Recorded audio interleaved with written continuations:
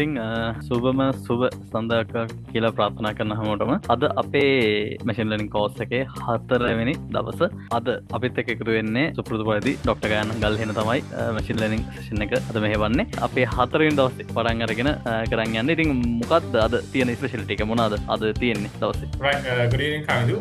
අද සෙෂන් එකේදී ෆස්ට් එක දැන් අපි මේ කතා කරන්නේ මේ train and test data split කියලා එකක්. split කියන එක කිව්වහම ගම ඕගන් තේරෙනවා. මේක divide කරන්න යන්නේ. right මේක divide division එක. then මෙතනදී අපි data set එකක් ගත්තාම මේක තමයි අතන අපි full data set එක. එතකොට මේ full data set එක ගත්තාම අතන මේ data set එකේ අපිට training and testing කියලා divide කරන්න වෙනවා කොටස් දෙකකට. training set එකයි testing set එකයි. එතකොට මේක මේ විදිහට full data set එක අපි මේ විදිහට මේක divide කරාට පස්සේ මෙන්න මේක සාමාන්‍යයෙන් අපි model එකක් right අපි සාමාන්‍යයෙන් model එකක් create කරනකොට අපිට අනිවාර්යයෙන්ම මේ වගේ training model එක train කරන data set එකක් ඕන වෙනවා. ඒ විතරක් මේ train කරපු model එක check කරන්න එහෙම නැත්නම් test කරන්න data set එකක් ඕන වෙනවා. ඉතින් ඒ හින්දා තමයි අපි ඉතින් ඕකට වෙනම data sets ගන්නෙ නැහැ. සමහර ඒ විදිහම provide කරන තැන් තියෙනවා. අපි හිතමු Kaggle competition එක කියලා. Kaggle competition එකේදී එයාලා provide කරනවා. right okay that is a train data sets and that's the test data sets කියලා ඒගොල්ලන් data sets දෙකක් දෙනවා. right එතකොට ඒකේ percentage එකක් නැහැ. එහෙම නැත්නම් අපි ගොඩක් වෙලාවට කරන්නේ අපිට එහෙම data set එකක් නැත්නම් අපි trial run කරන්නේ අපේ own model එකක්.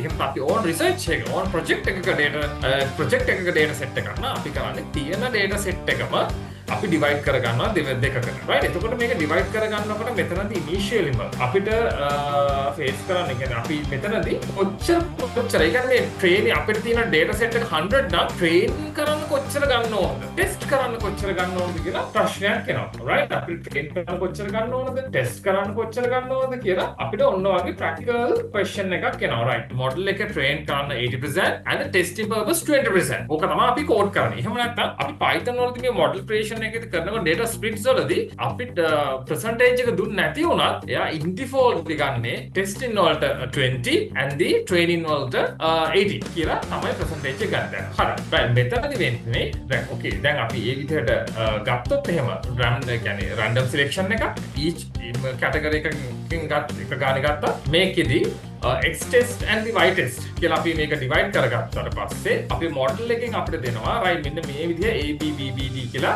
අපිට accurate that mean prediction value එකක්. ඒ කියන්නේ මෙතන අපිට තියෙනවා at least 75% of the accuracy. මේ තියෙන y prediction එක. right මම දැන් අද initialම මම start පෙන්නන්න මේක අපි කොහොමද divide කරගන්නේ කියලා Python code එකක් through මට මෙතනට initially ඕන වෙනවා import numpy as np ඒක standard variable එකක්.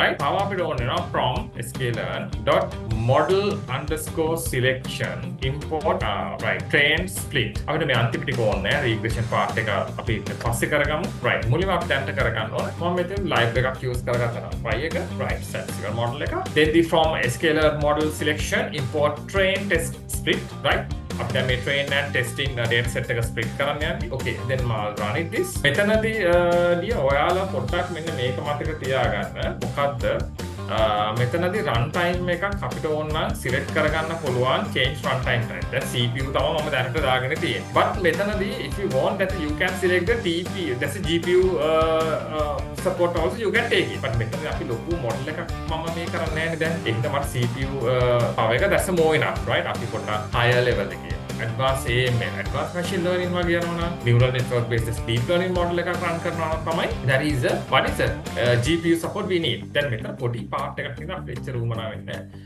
right x value එක මම හදාගත්තා. දැන් අපි x එක තියනවා නම් අනිවාර්යයෙන්ම plot එක අපිට තියෙන්න ඕන මොනවාද y එකක් තියෙන්න ඕන. right then හැබැයි මෙතන පොඩ්ඩක් හරියට බලා ගන්න ඔයාලා enter කරන values ටික මම මෙතන පොඩ්ඩක් class values ටික දාගන්නවා.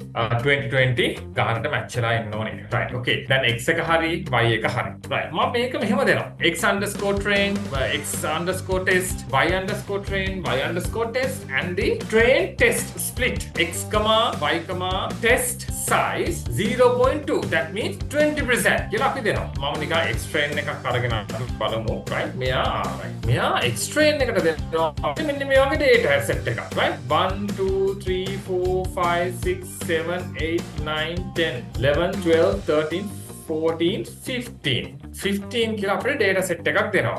දැන් මට ඕනේ මේක පිළිවෙලට right ඉතින් මම ලේසිම දේ මොකක්ද මේක අපි කතා කරන භාෂාවෙන් right shuffle false right අපි මේ shuffle false කරපු ගමන් මොකද වෙන්නේ මෙයා shuffle කරන්නේ නැහැ මේ අපේ ගත්ත ආපු date set එක එයා ගානට order එකට හදලා දෙනවා right ඒක අපිට දැන් ලේසි මේක read කරන්න නේ that's it's actually very more readable right ගොඩක් ලේසි අපිට මේක read කරගන්න right okay දැන් අපි මේක යන්නේ cloud environment එකකට like ඒ හින්දා මම මේක පටන් හදා ගන්නවා logistics කියලා right මම මගේ my drive එකට ගිහිල්ලා බලනවා logistic regression එක මම fault එක තියනවාද yes logistic regression එක තියෙනවා right book 1 CSV එකක් තියෙනවා දැන් එහෙනම් ඉතින් ඉතින් පස්සේ ලොකු issue එකක් නැහැ මේ ටික correct right මම මෙතන paste කරලා දෙන path එක that's all අපිට ලොකු දෙයක් නැහැ කොච්චරයි තියෙන්නේ දැන් අපි පොඩ්ඩක් run කරලා බලනවා මේ data set එක ආවා කියන්නේ that means our data that's a sheet එහෙම නැත්නම් අපේ database එක එහෙම අපේ data sheet එක already link with Google Colab issue එකක් නෑනේ right data ටික ඔක්කොම තියෙනවා ඒක අපිට පෙන්නනවා randomly data heads මම මෙතන